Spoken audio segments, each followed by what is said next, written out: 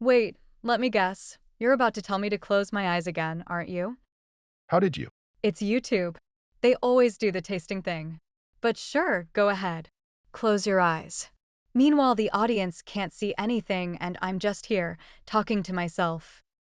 Size fine. Press a piece of dark chocolate to your tongue. Let it melt slowly. That bitter bloom, the faint roughness of cacao against your palate, that is where chocolate begins and ends. Okay, I'm already disagreeing with you. Begins and ends? What about milk? Hazelnuts? Pink chocolate? The $130 billion industry? Those are all detours through history, Maya. Wow, that's a very dramatic way of saying everything else is better. Not better. Just civilized padding. Civilized padding. I'm putting that on a mug. 1. Dark chocolate is chocolate in its purest form. Just cacao solids and cocoa butter. Nothing added. No milk to soften it. No sugar to sweeten it away. You get the unvarnished truth of the bean.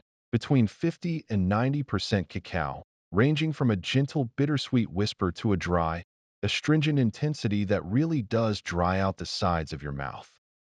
Wait. So the percentage on the label is basically the "are you serious" meter? 50% is like a warm up, and 90% is what, a dare? In a sense, the snap when you break a quality bar, clean, sharp, decisive, that's cocoa butter crystals fracturing under pressure. Oh, that's actually satisfying. Like cracking ice on a lake, but edible.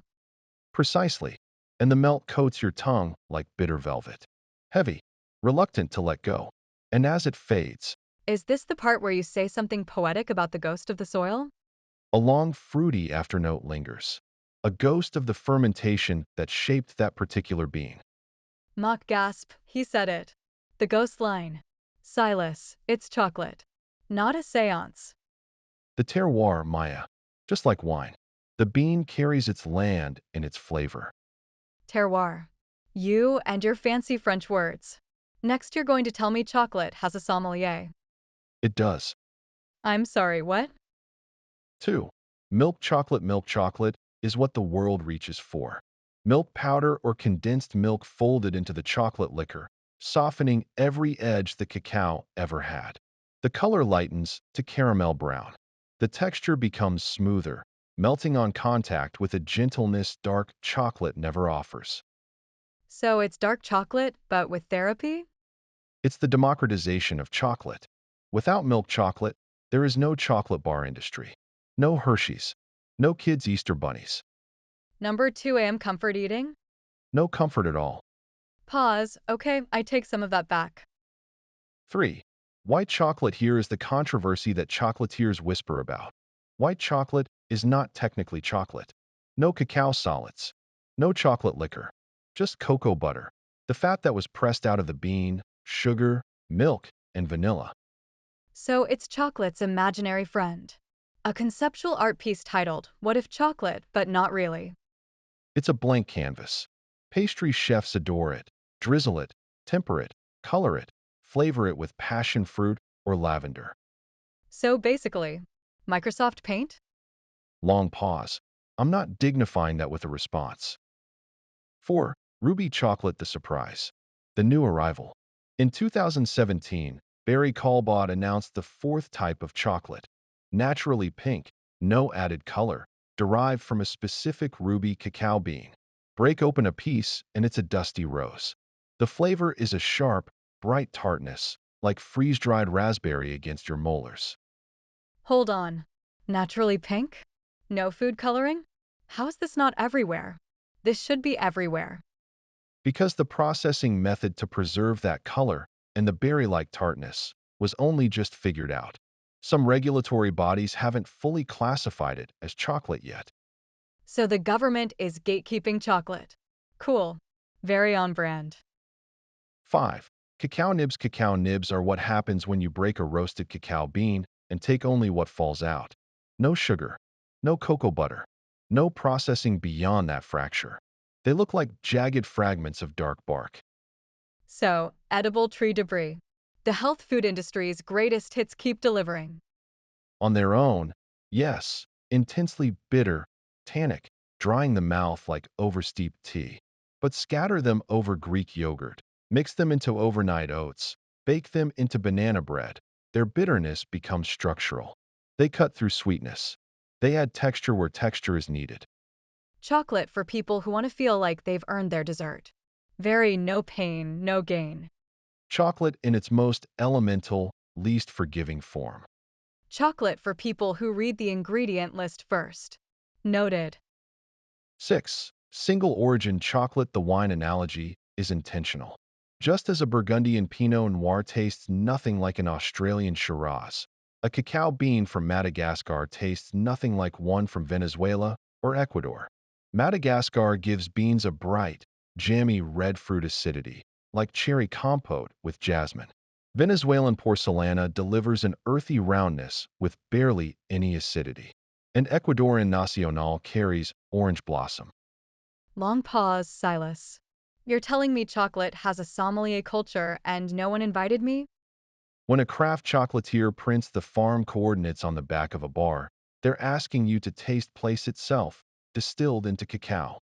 That's either the most beautiful thing I've ever heard or the fastest way to make me feel guilty for buying a chocolate bar at an airport. 7. Belgian chocolate. Belgium has chocolate in its national DNA. Walk into any chocolatier in Brussels, and the truffles shatter under the lightest pressure. Thin, glossy shell giving way to ganache so smooth it has no texture at all. The Belgian standard restricts vegetable fats, forbids emulsifiers like soy lecithin, and the conching process runs up to 72 hours. 72 hours? In that time, I could catalog an entire herbarium. Or watch, well, a lot of Netflix. Why are we like this, Silas? The result is not just smoothness. It's a refined absence of roughness. And the price tag makes sense because time, Maya. Always time. 8. Swiss chocolate. Switzerland gave chocolate its smoothest possible face. Fresh alpine dairy mint, exceptional milk powder quality. The milk chocolate bar, pioneered in Switzerland in the early 20th century, delivered a creaminess qualitatively different from anywhere else. Lindt developed the conching technique in the 1870s. And then there's the hazelnut praline inside of Ferrero Rocher. Stunned pause, wait. Ferrero Rocher is Swiss engineering? Swiss innovation never stops. I have been disrespecting Swiss precision this entire time every holiday season. I owe Ferrero an apology. 9. Gianduja. When Napoleon's continental blockade cut off cocoa supplies to Italy in the early 1800s, Turin chocolatiers faced a crisis. They responded with an invention that would outlive the empire that inspired it. Ground hazelnuts toasted until deeply aromatic, blended into remaining chocolate. The hazelnut does not merely fill space. It amplifies.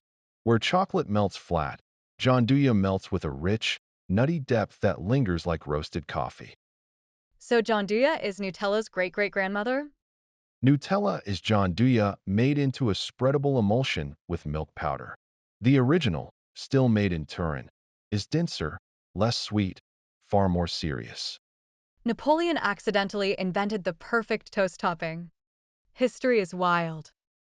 10. Raw chocolate. Raw chocolate begins where conventional chocolate ends, before the roast. Cacao beans are cold-pressed below 42 degrees Celsius, preserving enzymes and antioxidants that heat would destroy. Without the Maillard reaction, raw cacao has a bright, vegetal tartness, closer to fresh fruit than anything baked. So this is chocolate for people who do yoga, read ingredient labels, and have strong opinions about probiotics. Raw chocolate has devoted fans who swear by its nutritional profile and critics who find its flavor underdeveloped. Both are right. It's simply a different relationship with the same being. A situationship. Got it. So there it is. 10 paths through the same being. From the honest bitterness of dark to the pink mystery of ruby, chocolate is not one thing. It is an argument about what food can be, waged across centuries and continents. Now, if you'll excuse me, I have some field notes to take. And there he goes. You're welcome for the tether to reality, everyone. I'll be here, processing chocolate the way nature intended. Poorly. Voice fading. That was uncalled for. It was accurate.